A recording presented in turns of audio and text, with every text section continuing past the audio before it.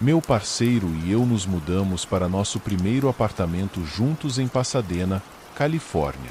A unidade ficava em uma casa antiga, situada na bela parte histórica de Pasadena. Nosso apartamento ficava no terceiro andar da casa, essencialmente um enorme sótão convertido. O apartamento era lindo e tinha muito espaço. Tive uma energia estranha desde o início.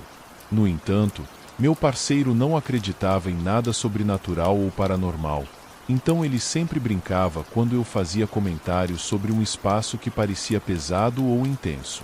Depois de algumas semanas, as coisas começaram a acontecer em nosso apartamento. Tudo começou com portas se movendo para frente e para trás ou se fechando. Isso fazia comentários ao meu parceiro, mas ele disse que provavelmente era apenas o vento, pois tínhamos duas varandas com muita circulação de ar. Também notei que nossos gatos nunca estavam dentro de casa. Eu tenho 2 gatos, e eles são mais parecidos com cachorros. Eles estão sempre perto de mim e abraçados. Eles geralmente saem 2-3 horas por dia neste apartamento, que ficaria fora o dia todo. Às vezes, nem voltavam à noite. Eu estava tentando relaxar com tudo porque nada de dramático havia acontecido ainda. Um dia, eu acabei de sair do apartamento, e meu parceiro estava sozinho lá dentro.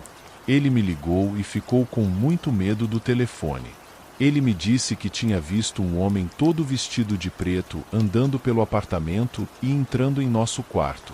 Ele correu para o quarto e disse que viu o homem caminhar até a varanda e desaparecer. Ele estava me implorando para voltar para casa. Quando voltei, ele estava tentando racionalizar algo que não era possível para ele.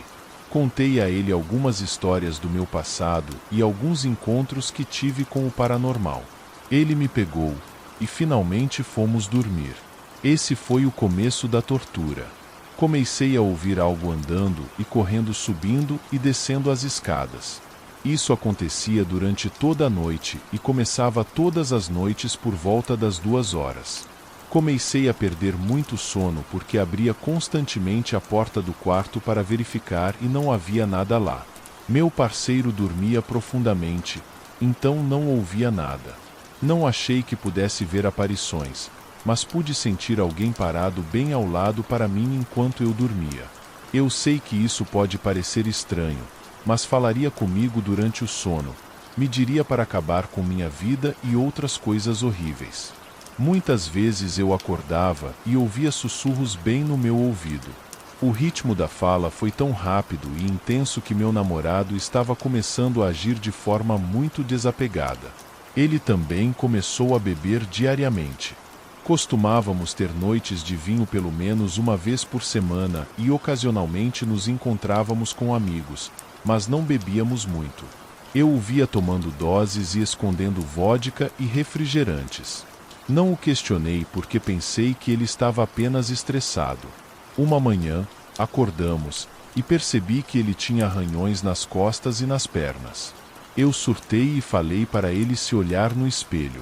Ele estava com muito medo e disse que não sabia de onde vinham os arranhões. Continuaram por semanas, e marcas de mordida começaram a se formar também.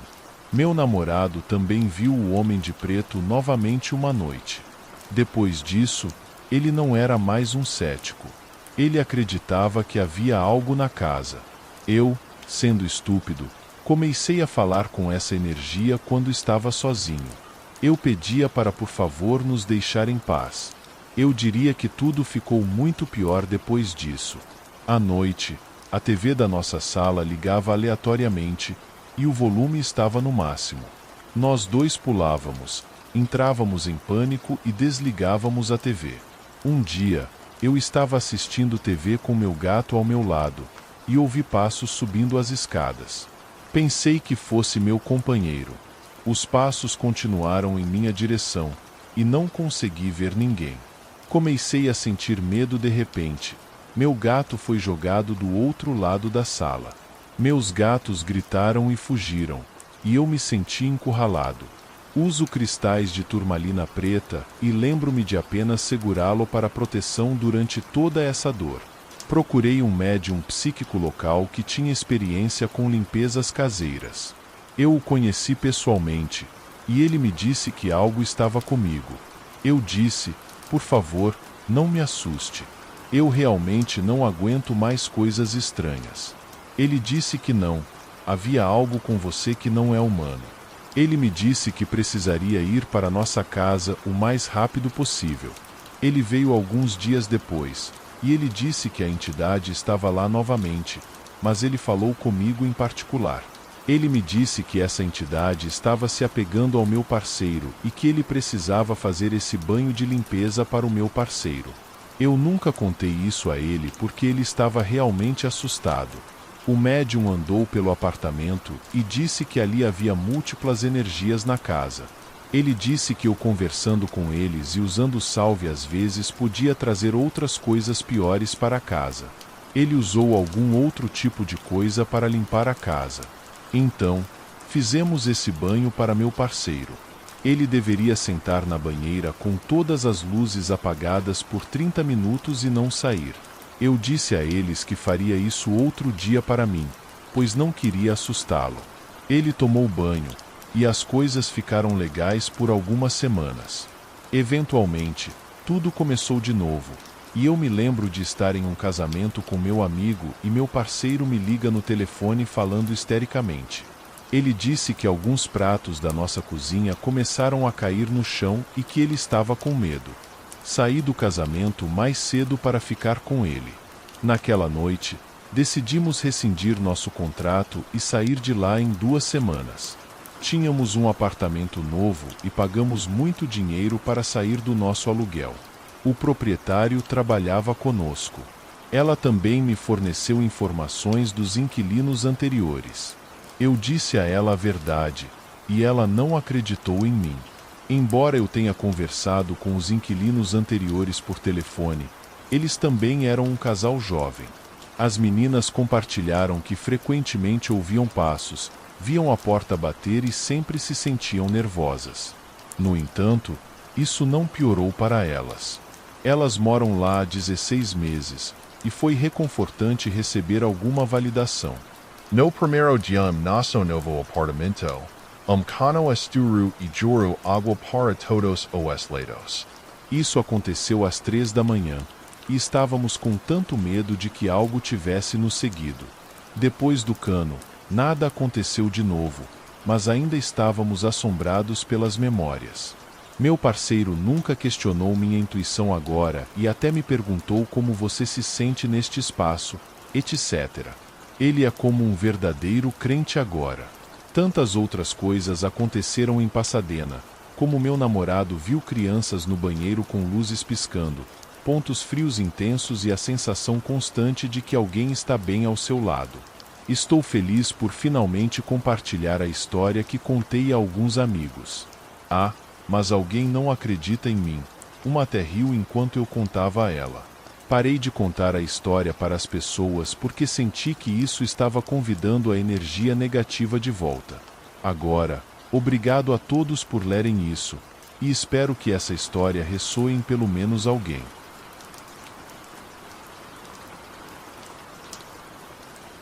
Meu nome é Maurício e, até recentemente, servi como tenente em uma unidade de elite do Exército. O que vou contar ainda me assombra. Foi um acontecimento que desafia a lógica e me faz questionar tudo o que sei sobre a vida e também sobre a morte. Tudo começou em um dia quente de verão. Minha unidade e eu estávamos hospedados em um antigo hotel nos arredores de uma pequena cidade. Nosso objetivo era claro. Atacar esconderijo usado pelo crime organizado. De madrugada, partimos em comboio. Seguimos com a atenção de sempre, sabendo que poderíamos não voltar para nossas famílias. A estrada era praticamente uma linha reta, cercada por campos desolados e construções abandonadas.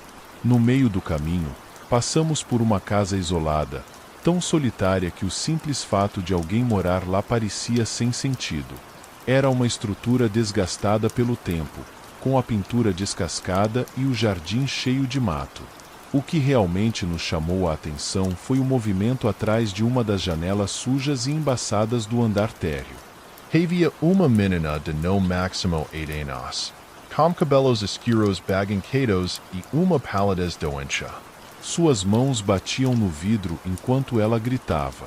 Embora o som do motor e o fechamento das janelas do veículo não nos permitissem ouvi-la, não era necessário para entender o desespero que seus olhos transmitiam. Seus gestos eram frenéticos, como se cada segundo aumentasse sua angústia. Instintivamente, minha mão foi até o comunicador para sugerir que algum veículo parasse para verificar, mas um olhar firme do meu comandante me lembrou da prioridade da nossa missão. Foi uma decisão dolorosa. Cada fibra do meu ser gritava para pararmos e ajudarmos, mas as ordens eram claras e não havia espaço para desvios. Horas depois, completamos o assalto sem grandes contratempos e voltamos pelo mesmo caminho. A memória da menina ainda estava presente. Minha mente não conseguia esquecer os olhos cheios de desespero. Convenci o comandante a fazer uma parada na casa antes de chegar ao hotel. Fora do veículo, verificamos nossos equipamentos e armas, preparados para qualquer sinal de hostilidade. Em formação cerrada, nos aproximamos da casa e cercamos a propriedade, certificando-nos de que não havia ameaças externas. Sem detectar nenhum movimento, nos reunimos em frente à porta. Polícia Militar, abra a porta. Gritei na esperança de que, se houvesse alguém lá dentro, cooperasse sem necessidade de violência. O silêncio que se seguiu foi nossa única resposta. Após uma breve troca de olhares, tomei a decisão de entrar à força. Após arrombar a porta, o ambiente ficou cada vez mais pesado. Com as lanternas, começamos a verificar cada cômodo.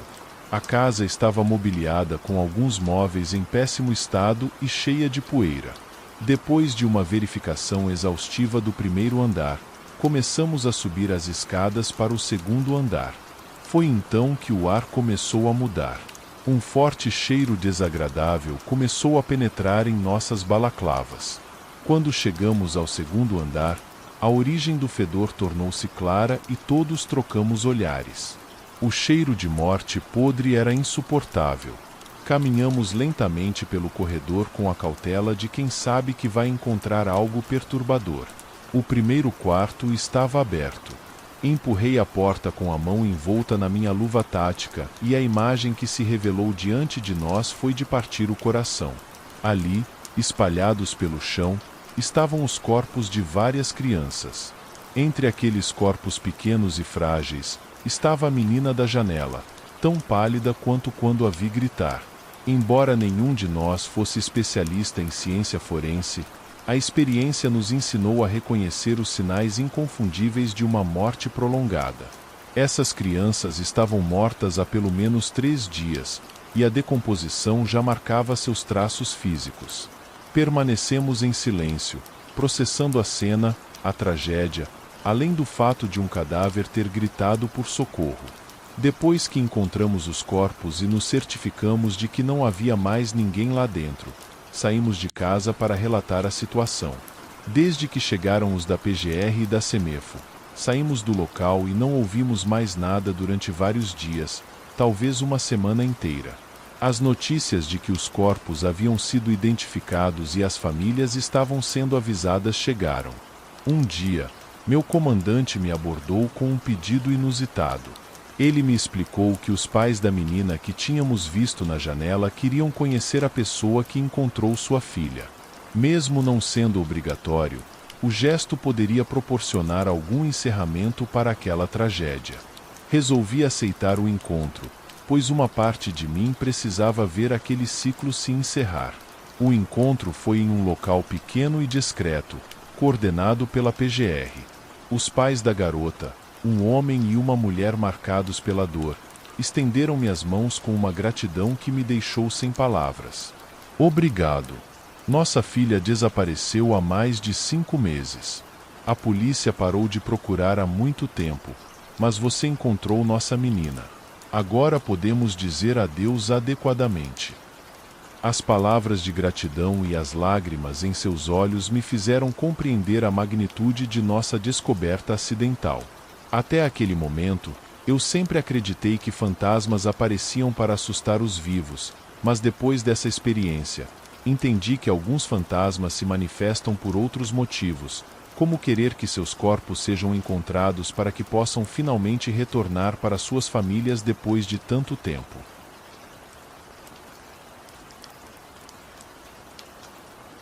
Eu estava lá, no meio do nada, com meu uniforme camuflado e a tensão palpável pairando no ar. Meu nome é Enzo Gabriel, oficial do Exército, acostumado a lidar com situações extremas e perigos iminentes. Mas nada poderia ter me preparado para o terror que enfrentamos naquela missão fatídica, uma experiência que mudaria minha vida para sempre e me faria questionar tudo em que acreditava. Nós, uma tropa treinada e disciplinada, havíamos sido enviados para uma missão de reconhecimento em uma região remota, envolta em mistérios e lendas sombrias. O ar estava pesado de expectativa quando adentramos naquela floresta densa, nossos passos silenciosos ecoando como sussurros entre as árvores antigas que pareciam nos observar com olhos invisíveis. À medida que avançávamos, o silêncio se tornava mais opressivo, como se a própria natureza estivesse prendendo a respiração em antecipação ao que estava por vir. Foi então que começaram os sons estranhos, sussurros indistintos que pareciam ecoar dos recantos mais sombrios da floresta, arrepiando os cabelos da minha nuca e fazendo meu coração martelar dentro do peito.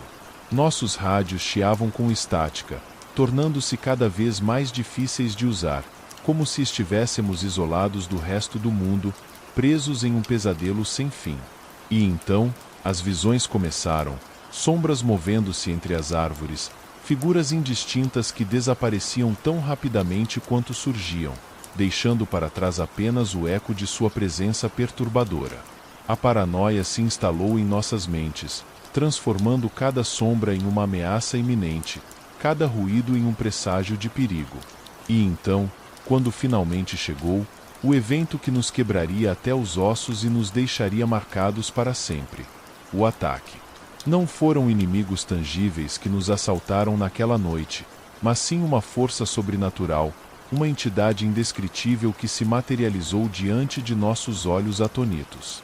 Suas formas distorcidas e seus olhos vazios brilhavam com uma luz que não era deste mundo, enquanto avançavam sobre nós com uma ferocidade que sugava a própria alma. Lutamos com todas as nossas forças, disparando nossas armas e gritando com desespero, mas era como se estivéssemos lutando contra o próprio abismo.